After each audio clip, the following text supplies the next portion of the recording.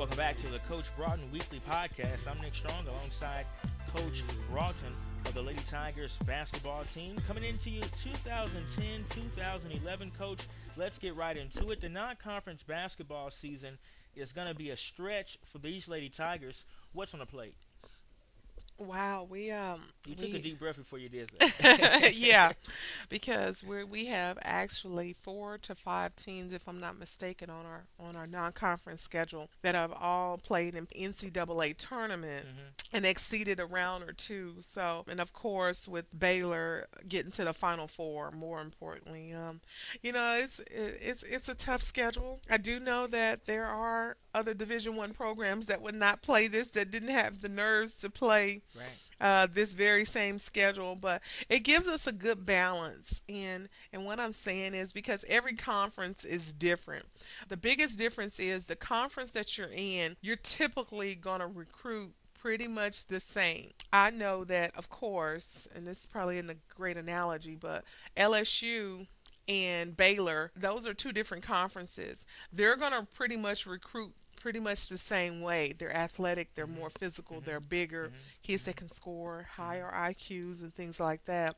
Well, the advantage that we have an opportunity to with the non-conference schedule is going to Colorado, playing Colorado State Air Force. One is playing at a different altitude and playing oh gosh, 10,000 feet above, Earth It's there, going to be but different. it would be very different for us. Air Force, has not been very, according to the RPI, a quality team, according to the RPI results. But I know that with the coaching change this year, they have some players that they've brought in, and so they've been typically a very disciplined team, very disciplined. We're going to get an opportunity to play. They're in the Mountain West, hmm and so we're going to have an opportunity to play Boise State, TCU. Okay. Again, that's Mountain West. Right. So they're not quite as athletic as the Big 12 and the SEC, but my point was we're gonna get something different every night. It's not Okay. gonna be the same style of basketball. So that's an advantage to us because in our conference, it's gonna prepare us for the Alabama A&Ms that can score the ball, that can shoot the ball. It also prepare us for the Prairie Views and the athleticism of Right. Southern. So Right. you're gonna, again, it increases our IQ and our horizons as basketball players have an opportunity to play on the big stage in front of certain crowds and larger crowds and things like that. So we're excited. We're excited about our non-conference schedule. We talk road trips, but who will we be bringing into the H&PE this year? Oh wow! Well, we open up next week at home. It is a game at 11 o'clock. It is our Right. middle school day, where HIZ is supporting our vision. We've invited all elementary and middle schoolers out to the game. The Okay. game is at 11 o'clock or 11:30, and our first opponent is going to be UTPA. Denny Dowles took over a year ago, and so he's definitely recruited some kids and brought them in, and we beat them at their place last year by Right. one, which was his maybe about seven or so, in playing him last year. And I know he's went out and recruited some quality kids, but we're excited about opening up here at home. We have at least 1,800 to 2,000 middle schoolers Okay. committed to coming. So One of my son is one of those. I'm not gonna have to ask Coach West, but we're excited, to have the arena is so beautiful, and we just want butts in the seats. So whatever we have Right. to do, Coach West has worked extremely hard with our recruitment department. The students are going to get a tour of the campus. Okay. They're bringing their lunch. They're also going to get a talk from me about the 6 pillars of character, Nice. and so we're excited about it. And now we got to put on a show for them. So we're gonna have 2,000 screaming middle school kids. I'm so excited. No We babysitters needed for that one, That's right. huh? Just let them run wild. Also, you guys will be bringing in SFA this year. Yes, yes. You Stephen guys F. went up there Austin. last year. Right. We Right. went there last year. Didn't play as well as we wanted to, but we have an opportunity to play here at home. Okay. We're a different team than we were last year, so we're excited about them. And we also have Houston Baptist Right. coming here. Across So town. exactly, a crosstown rival.